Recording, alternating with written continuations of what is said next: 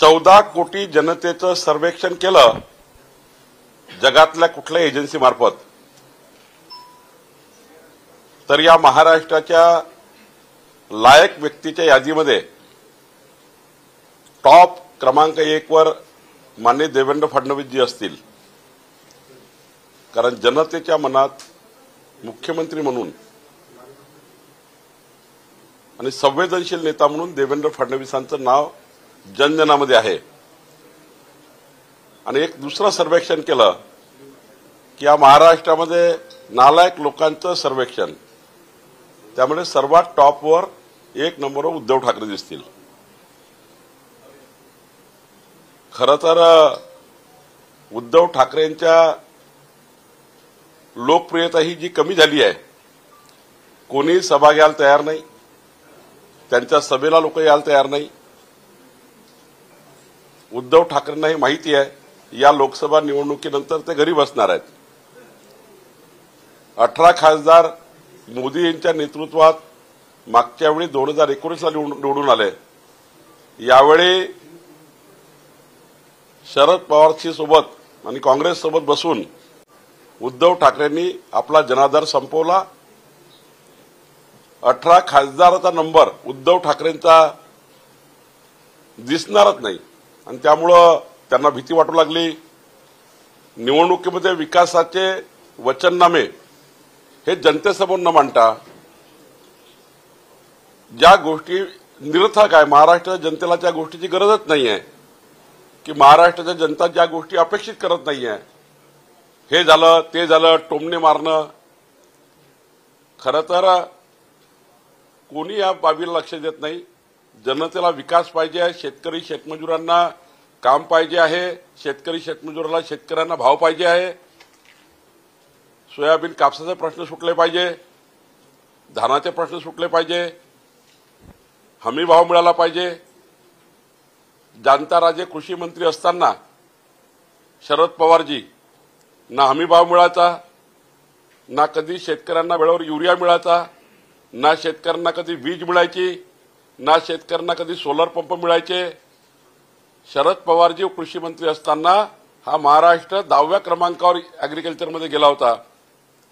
मोदीजींनी शेतकऱ्यांच्या पाठीशी खंबीरपणे सरकार उभं केलं आणि म्हणून आज शेतकरी किमान अशाही परिस्थितीमध्ये अतिवृष्टी आहे, मोठ्या प्रमाणावर त्या ठिकाणी शेतकऱ्याचं नुकसान झालं आहे, अशाही परिस्थितीमध्ये शेतकरी हा त्या ठिकाणी मजबूत आहे.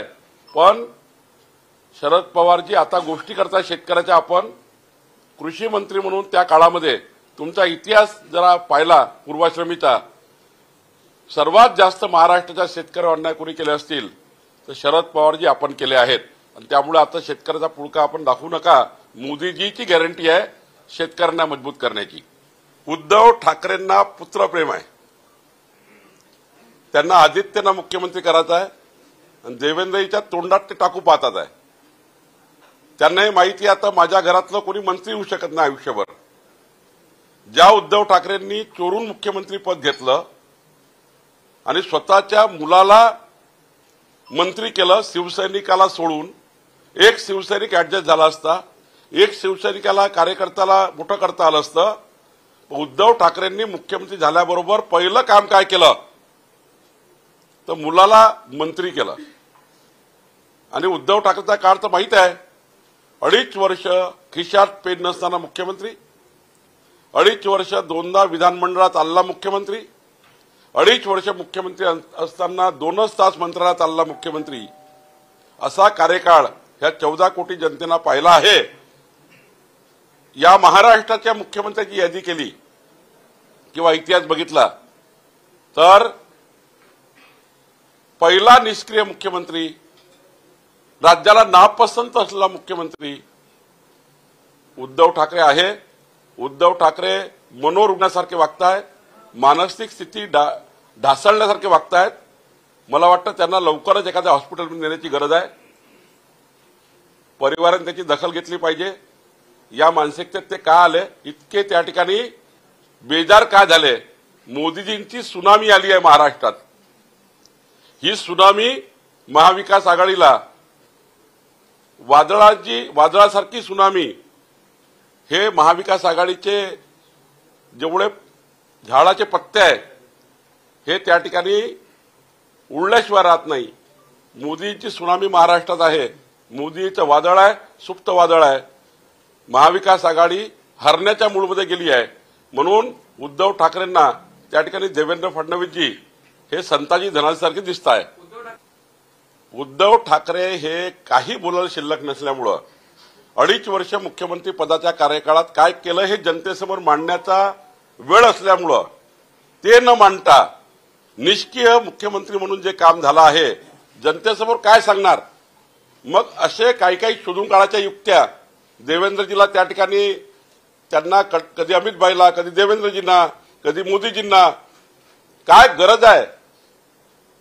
आदित्य ठाकरेंना कधी कोणी मुख्यमंत्री केलं नसतं, मुख्यमंत्री का मंत्री केलं नसतं कोणी।